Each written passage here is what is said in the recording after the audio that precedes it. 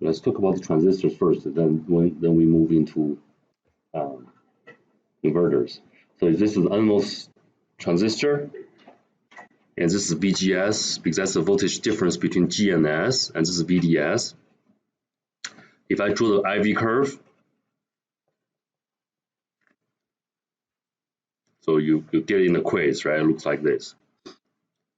If you draw region, there are two different regions, then this is called a linear region. In other textbooks, you may see trialed region. It looks like linear, even though it's not absolutely linear, almost. And this is saturation. The saturation region, because the current is not changing anymore, it's called saturation. And the voltage here called VDS set.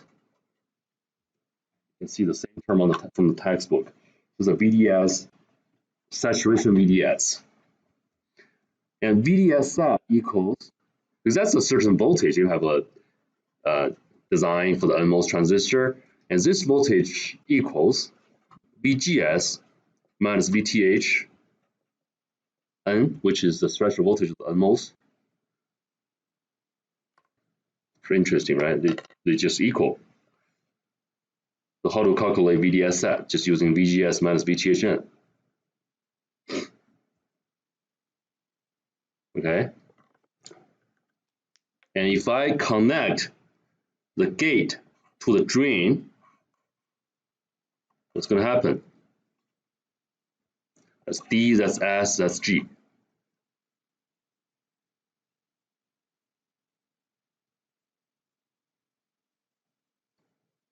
So the NMOS transistor will be operated in the linear region, which will result in a smaller current. If VDS is smaller than VDS set, or VDS is smaller than VGS minus VTH N.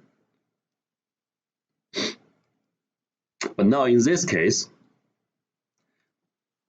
because VDS equals VGS,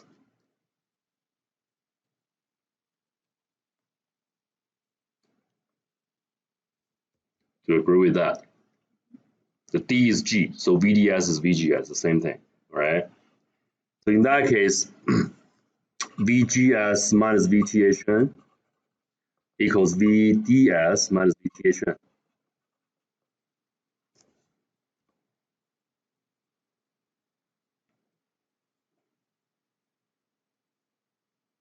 Is that correct?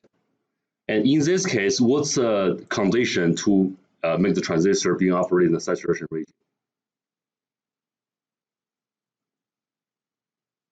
So we are not considering VGS yet.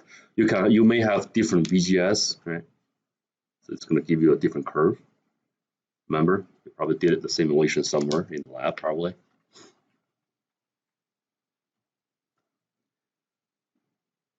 The condition to operate the NMOS transistor in saturation is VDS larger than VDS set.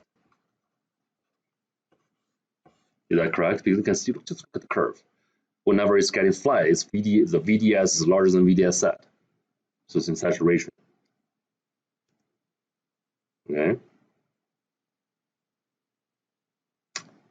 So what is VDS set in this case?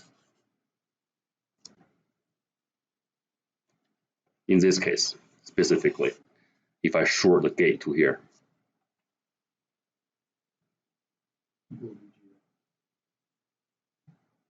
Yeah, VDS equals VGS. But given that, this is given, right? So the VDS set larger than VGS. VDS set equals VGS minus. This is by definition. Just keep this in mind. This is given, okay?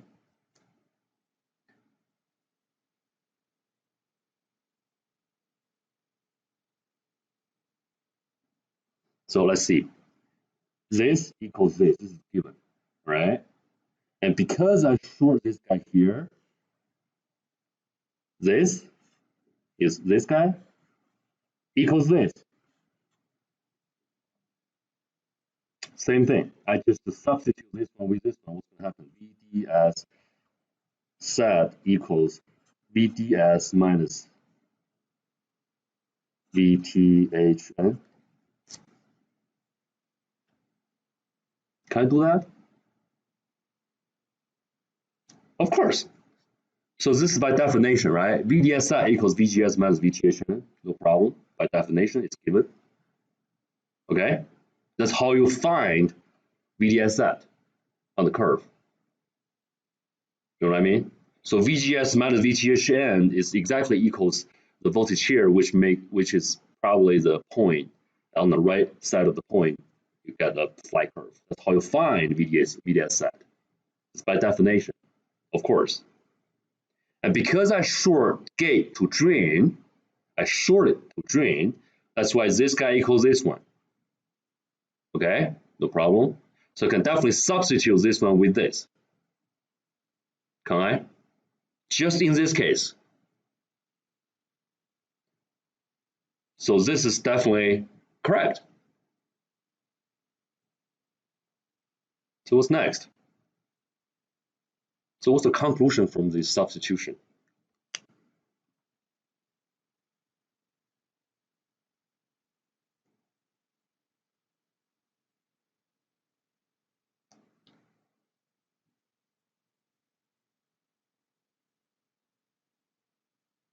What's the conclusion here?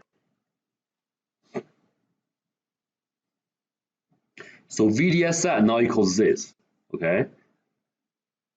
And we know that when VDS is larger than VDS set, it's being operated in the saturation region here, all right? However, VDS set now equals this.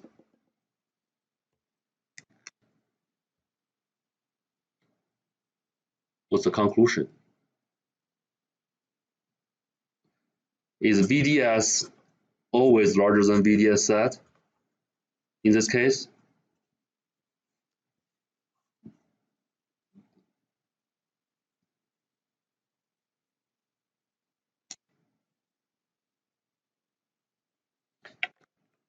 Again, so from here to here, no problem, right? Easy. So VTHN in the C5, not really C5, but the 1 micron technology is the model we use in the textbook. So VTHN is 0.8 volts. So it's a positive number, right? Positive number.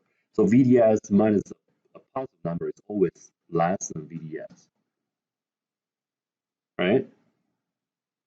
So which means VDS, because this guy is VDS set, which is this point, right? So which means VDS is going to be always larger than VDS set in this case. Is that correct?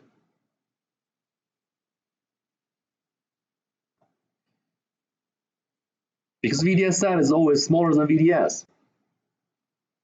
You're subtracting something from VDS to get VDS set. Okay? That's why VDS is always larger than VDS set in this case. So the NMOS, if you short here to here, the NMOS like this, if you connect the NMOS gate to drain, it's always operating in the saturation region.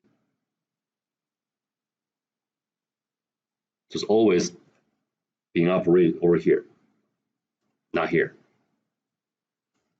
So what's the difference between these two? So you can see this is, if you treat the channel as a resistor, DS is a resistor, for example. The channel has some certain resistance, for sure, okay? So what's the resistance in this curve? What's the resistance? How to calculate the resistance? You have to find out the slope, right? It's almost flat. So the vertical delta is a delta IDS, and the horizontal delta is a delta VDS. So V over I is going to be the resistance of the channel. All right. But looking at if it's almost flat, and you draw a little triangle here. For example, if you draw this, you got a delta here, right? To find the slope. Okay. It's easy to find the resistance. If this is V, this is delta V, this is delta I, you got a resistance, which is delta V over delta I. But now it's almost a flat, like this. Okay, so it's going to be a super long, what? Delta V. X-axis is V, right? It's a super long delta V.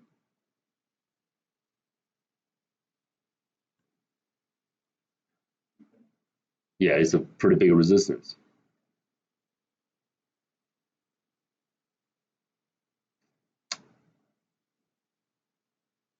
So what about the resistance over here? It's relatively smaller, right? So that's the difference between these modes, right? It's being different, being operated different mode. The saturation mode and the linear mode, and they have a different resistance in the channel. So the way to calculate the current will be different as well. Okay, but today I'm going to just show you the way to calculate the current over here.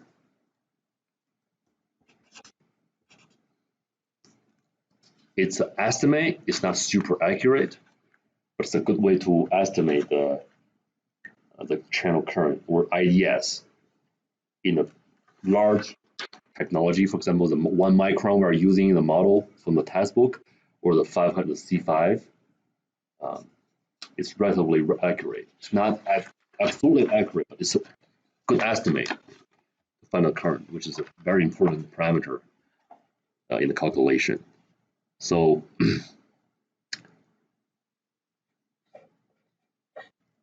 IDS equals KPN over 2 VGS minus VTHN square. And KPN is a given parameter in the 1 micrometer, or it's called long channel pore size.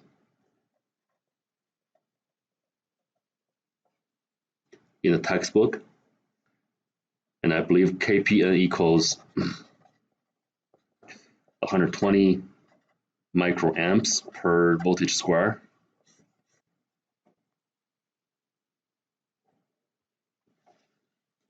There's a width and length times width over length. Okay, forget that.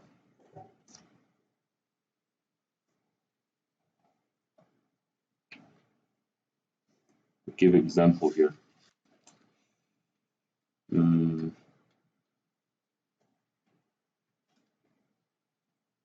Okay.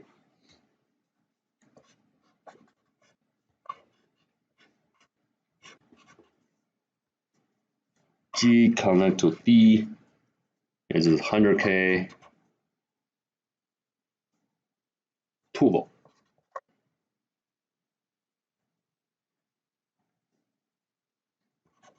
Width over length is 10:1 ratio. KPN is a parameter being used over here, which is 120 microamps per voltage square. It asks you to find IDS.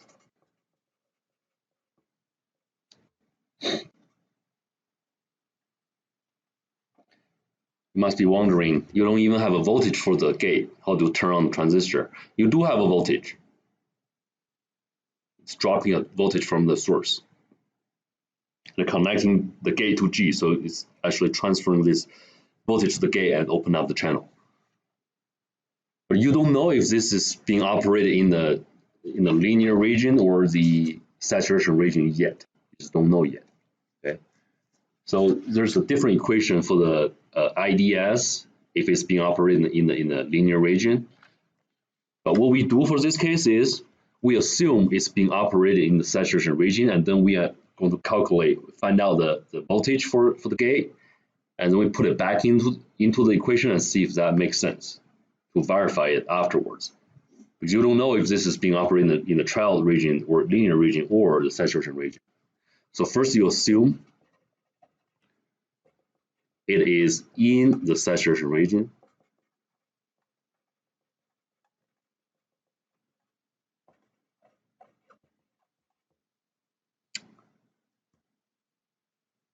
You can calculate IDS, which is KPN over 2 and the width over length, and VGS minus VTH N squared.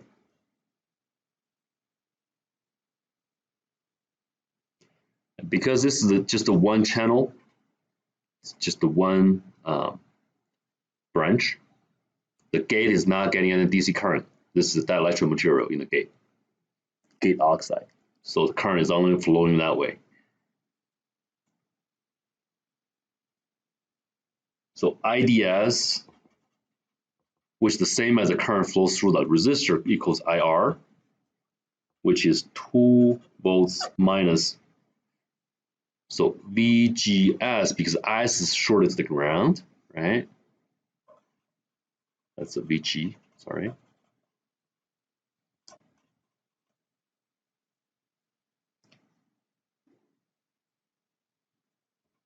Let me ask you this question. So because the source is grounded and the voltage between these 2 points is VGS, if I'm asking what's the voltage here, if I probe it, what's the voltage at that node? Wait, source is grounded, gate is not grounded. If I probe the voltage here, what's the voltage? Given that the voltage difference between these 2 nodes is VGS.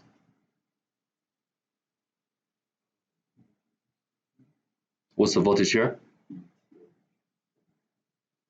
No, I'm just asking very simple. Yeah, just VGS. I'm asking very simple question.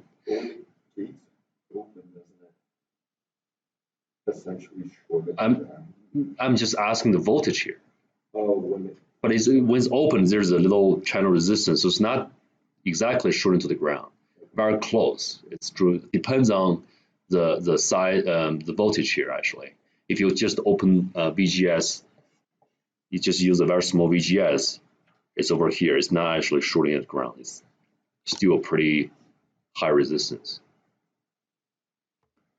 All right. So if this voltage is still VGS, and the first equation we use the VGS as one of the variables, right? What's the current flows through the resistor if we know the voltage here is VGS? I know that sounds weird, like VGS sounds like 2 voltage differences, the difference between 2 voltage points, right? But because the source is grounded, so VGS is actually the node voltage over here. Makes sense, right?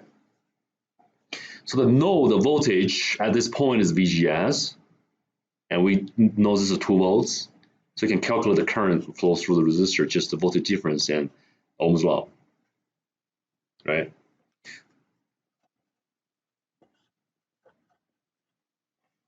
How many variables, how many equations? So the purpose is to calculate IDS. 2 variables, IDS and VGS, 2 equations, right? So you can definitely find out IDS and VGS. I'm not showing the details of the calculation here because you can use a lot of calculator. We can do it ourselves, right? But I'm just showing you that there will be 2 roots for that, right? So it's going to be VGS will be either 0.933 volts or 0.65 volts. Yeah, because it's the final look is like this. So we got 2 roots here. You're assuming it's being operated in a saturation region, right? And now you'll find 2 roots here. Which one should you use?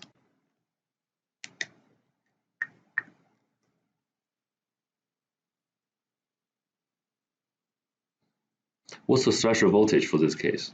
Because this is given, right? This is 0.8 volts.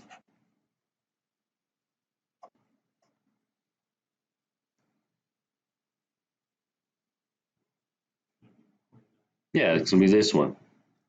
This will not be able to turn it on at all. This is wrong. Okay. just a really quick overview about the calculation of the IDS. We'll have some more practice in the future. Let you know the IDS is able to be calculated. You can verify the current using lab5. You can just put a transistor over there and make the connections and verify your calculation with the simulation results.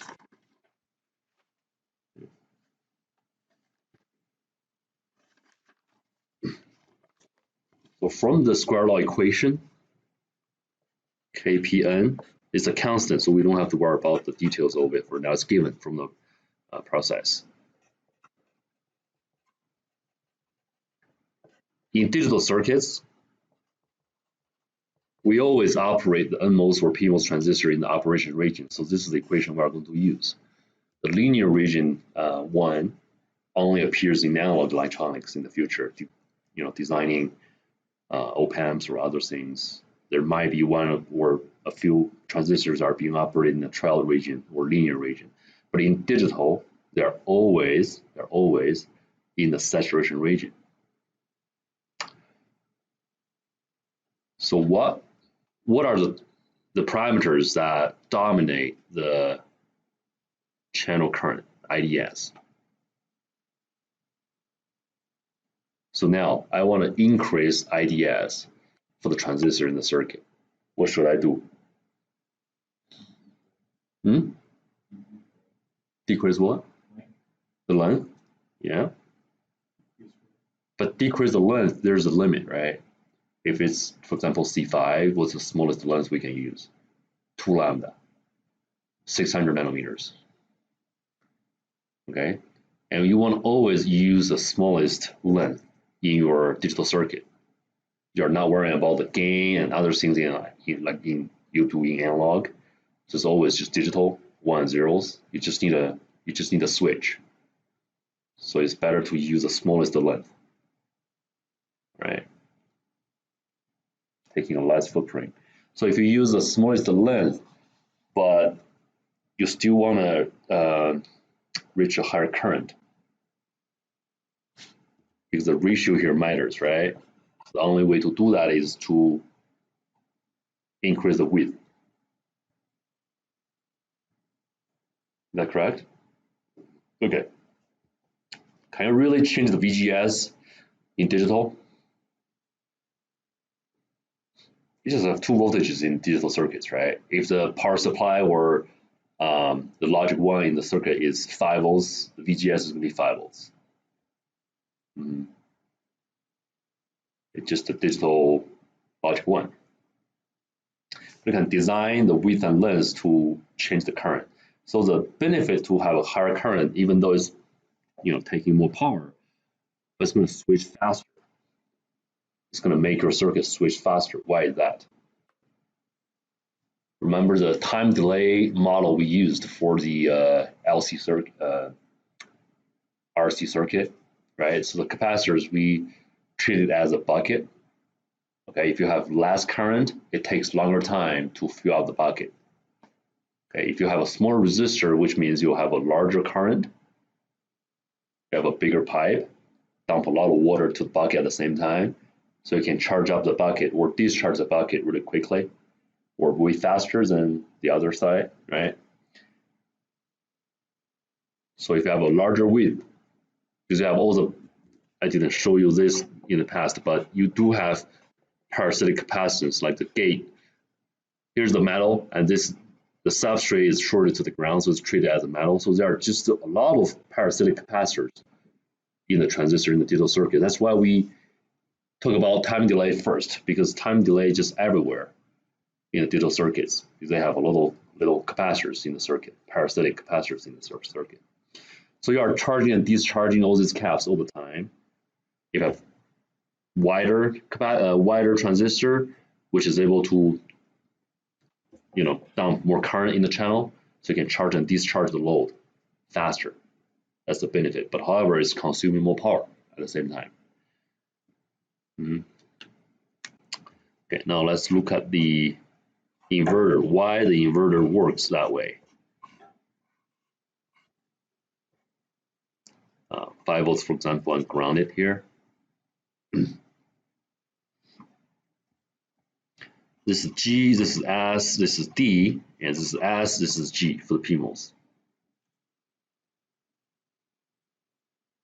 So in digital logic, because students didn't learn the circuits and transistors yet by the time, so I saw a lot of really weird connections, like they short the input directly to the same pin here, and they didn't short the two gates, the PMOS and NMOS gates together. It's just all weird connections. But now you understand why we have to do that, because this is V in. So V in is controlling the gate to turn on off these transistors, and this is V out. So if I draw a curve for V in and V out, so no negative voltage, just from zero, starting from zero. So for example, if V in is zero, what's going to happen? So 0 volts, 0 volts, what is VGS? 0. So the NMOS will be off, right? It's going to be off. So nothing, just remove it. So we got a 0 volts for the gate, for the PMOS. So the gate is 0, but S is 5 volts. So VSG for the PMOS is 5 volts, which is larger than VTHP, which is usually 0.9 volts for the 1 micron, the long channel model in the textbook. So the PMOS will be open, all right? So it flows current to V out, and if you have a load here, it's gonna charge up the load. So what is V out in this case? If V in is 0, what is V out?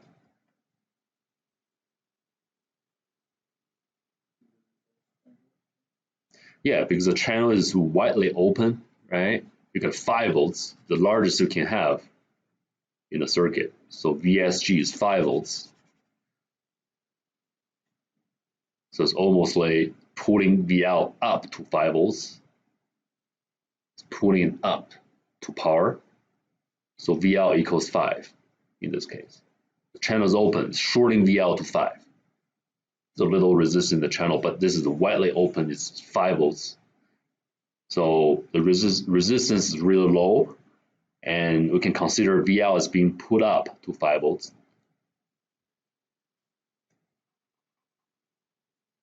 Agree with that? So when V in is 0, V out is 5. Okay? So what if V in is 5? If V in is 5, VGS equals 5. So NMOS is on, but PMOS is off because you got 5 volts here, 5 minus 5 for PMOS is 0 volts. So VSG is 0 volts, which is smaller than 0.9. Okay, so the PMOS is off. So in that case, you can remove the top side. It's not working anymore. So so the output will be pulled down to ground, or the channel will short V out to ground, or you can say V out, or the output point, the output node is being pulled down to ground. It's being shorted to ground. So V out equals 0 volts. So when V in is 5, V out is 0. Okay, so now we got 0 and 5. Okay, that's digital, which is nice. So what if we do a DC sweep? DC sweep for V in, like this.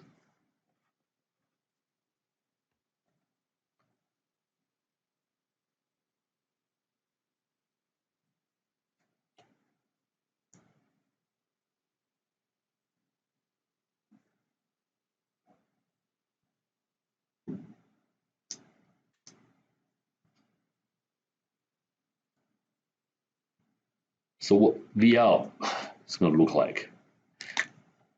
At the very beginning, I believe you all know that it's going to be 5 volts when V in is 0 volts, right? Like this. But however, when V is getting larger, so the PMOS getting a higher resistance in the channel, it's going to reduce the current flowing into VL. We're reducing the voltage being transferred to VL. Okay. And also, whenever this voltage is larger than 0.8 volts, we're getting larger gradually. This channel is being opened up slightly. What's happening is you got two channels are competing, but definitely the voltage at VL will be smaller because it used to have nothing at the bottom, so it's totally being connected to 5 volts. It's the largest you can get. But now the two channels are opened up at the same time. You can consider this either as a voltage divider or what else. It's just something you're losing voltages to the channel, right? And also you have two branches are just still one branch. If you don't consider the load as a branch, right? If you consider the load as a branch, you got start having two branches. So it's actually dividing the current. So no matter what way you are thinking about this this case, VL will start dropping. Okay. Right. And at some point, it will drop to 0 like this. It definitely won't be a straight line because V in right now is being swept because it has all the digital analog voltages in the middle, intermediate voltages in the middle. It's not just the 1, 0. Okay, so it changes like this. We're just actually zooming in to look at the edge. So in digital circuits, usually you don't zoom in that much. It just looks like this. It's a falling edge of the digital signal, right?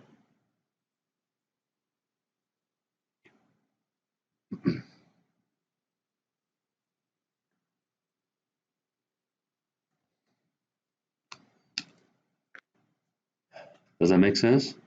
Do you understand how inverters work?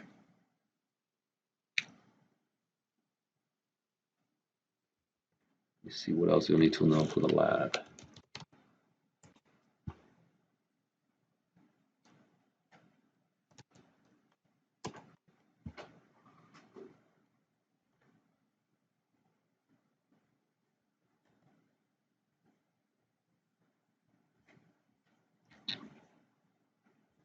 So see, this is a curve I just drew on the paper, right? If you sweep V in,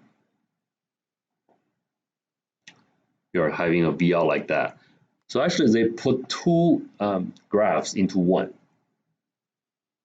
So my question here for you is, for this straight line, okay, what is X and what is Y? They merged two plotting into one, just to let you know. So if you click, actually, what the alternative way to do that is you right click and select all the data to be plotted in here, right? So I pretty much sure that I selected V in and V out in here. So they plotted two curves in the same window. For the V out, you can see the purple color curve. What is V? What is X and what is Y for V out plot? Just look at V out, okay? The purple color. Ignore the black one. What is X? What is Y for the V out plot? This is so. Here's the circuit, right? That's the circuit in electrical outside. Okay, and that's the input, that's the output. So V out is the voltage at the output. And the input is, I'm doing a DC sweep. So it's dot DC, V in changes from 0 to 5 volts, and the step size is 0.001 volt. From 0 to 5 volts, and step size you couldn't see, but it's plotting a point to the curve for every 0.001 volts. So for V out, this plot, what is X, what is Y in there? Yeah, yeah, okay. So what about the black one?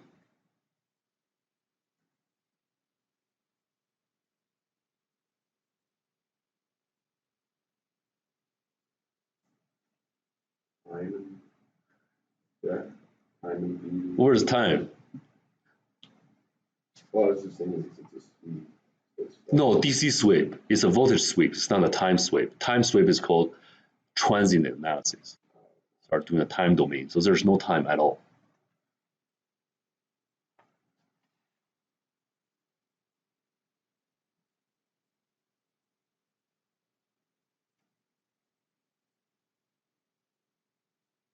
How do they plot it? We're designing the software. What is X, what is Y for the V in curve? So it's a DC sweep.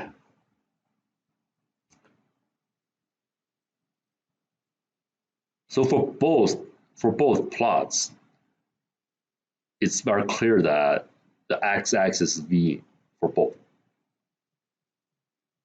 Can we confirm with that? Is X always V in for both plots?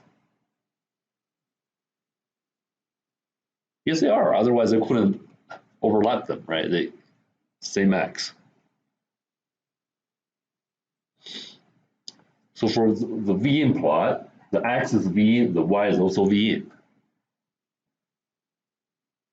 That's why you are seeing a linear curve, X equals Y, right? X equals Y means if X is V in, Y is also V in.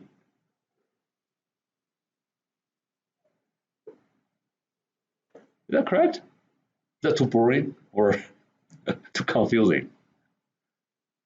Didn't see any expression on your face. No emotion. Does that make sense? It's too early in the morning, probably.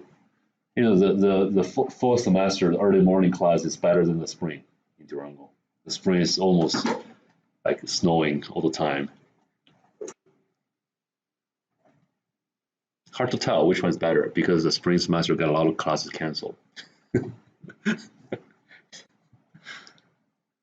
Okay, so make sure you understand that it's X is V in, and for the V in curve, Y is V in, and for the VL curve, Y is VL. And this is a transistors layout, pretty classic layout. Digital circuit layout 101. Every time, any program, it's the first time you just lay out the transistor inverter. Okay. Make sure you show the error free.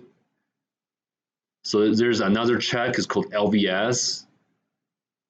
Okay, so you have to do DRC, no errors, and also LVS. LVS is layout versus schematic, so it's LVS.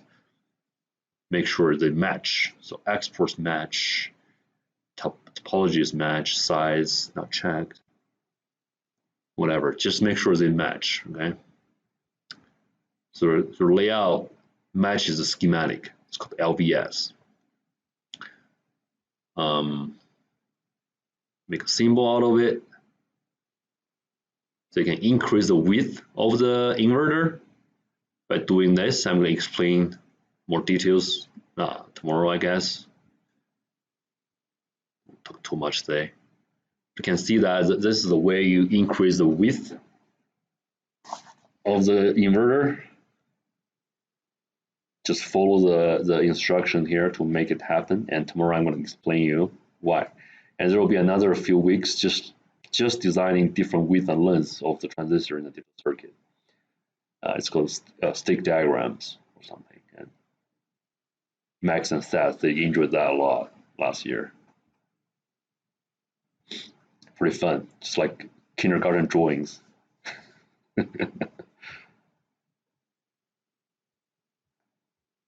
And you can see if you increase the width, like I said, in the square law equation, it's going to increase the current output. So which means you can drive a bigger load. Bigger load means a bigger cap, for example. Okay, so see here, it's a 20 versus 10, which means for both NMOS and PMOS, they are 20 versus 10 ratio, width to length ratio. Is that correct? Let me see. 20 to 10. No, I might be wrong. So it's a 20, it's 20, it's very confusing, okay? I will just bring it up here, but you don't have to remember that. So 20 is the width of the PMOS and 10 is the width of the NMOS. And the length of the PMOS and NMOS are both the minimum, I think. If you look at the design here, yeah, that's right, see? So make the length for PMOS and NMOS to be the smallest all the time. And only change the width to change the current. If you change the length as well, it's a ratio. It's W over L. It's a ratio. So I have to change both at the same time in order to make the same amount of current output. This is going to increase the footprint a lot. So in that case, just keep the length the same in digital circuits and modify the width. And the reason we use 20 for 20 lambda, I think, is 20 lambda in VLSI, electric VLSI. The 20 lambda for PMOS and 10 lambda for NMOS is because the electrons and holes mobility are different in the nanoscale. I'm going to talk about this on Wednesday. But now let's just use it. So 20 versus 10. So it's going to reach the same switching point. There's another concept I'm going to talk about tomorrow. Okay. We don't have to dig very deep into that. Now just the follow. Okay, make a 20 as a width and 2 as a length for the PMOS, and 10 versus 2 for width and length ratio for the NMOS. And so if I put an M, I think that's multiples. M equals 5. Even though in the schematic it looks like just still 1, but actually they are putting 5. The same PMOS is in parallel. If you have multiple channels in parallel, it's actually making the channel even wider. There's another technique you can use in the future. So eventually, you have to use 5 channels, 1, 2, 3, 4, 5 channels in the layout to match this schematic.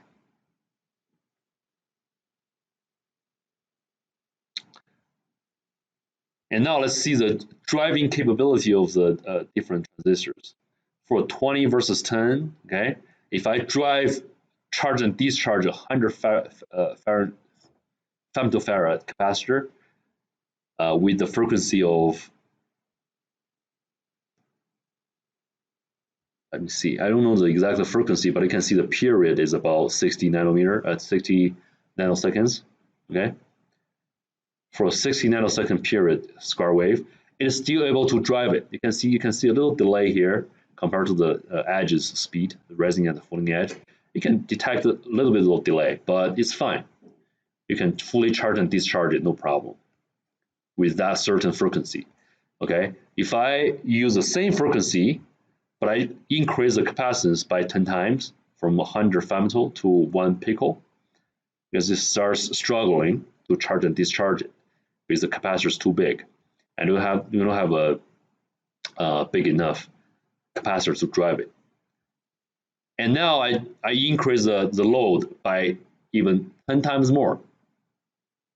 And I can see 20 versus 10, that width of PMOS and NMOS is not able to drive this at all. See, it's not able to provide sufficient amount of current to charge and discharge it. It's struggling. And now let's change it. So I'm changing the width of the PMOS to 100 and the width of the NMOS to 50. Okay? And now, but using the same 3 capacitors, you can see the first one, no problem, drive it, no problem. And the second one, drive it, no problem. And the third one, keep in mind the third one, so the previous inverter was not able to drive it really well. But now, it kind of works. Okay, fully charging and discharging it just by simply making the PMOS and NMOS wider. Okay, so it's able to provide more current or more water in the pipe to charge and discharge the bucket. So if you see compared to this one, see this one is not doing anything, totally malfunctioning, but this one works. Okay, that's it. So the purpose of this lab is to design a schematic of the inverter and increase the width by using the multiples like this. Increase the width of it, okay? And use it to drive a variety of capacitance or the load to see its capability of driving these cabs or capacitive loads. Okay? Any questions?